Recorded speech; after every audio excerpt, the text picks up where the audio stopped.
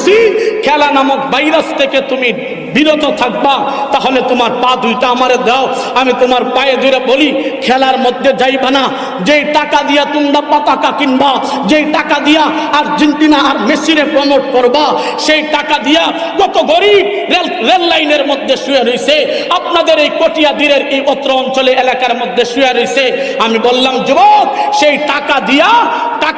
Messi আর আর্জেন্টিনার পতাকা না কিনে গরিবদেরকে একটা খেতা, একটা কম্বল, একটা শীতের কাপড় পরায় দাও, কিয়ামতের দিন এটা নাজাতের জরিয়া হয়ে যাবে। আমি যখন এই কথা বলছি, বলার পরে দেখা যায় আল্লাহু আকবার, পরের দিন যেখানে মাহফিল করছি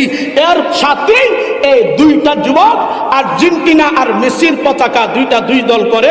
দুইটা পতাকা নিয়ে উঠার সময় কারেন্টের এইভাবে যখন এটা উপরে উঠাবে, উঠানোর জন্য যখন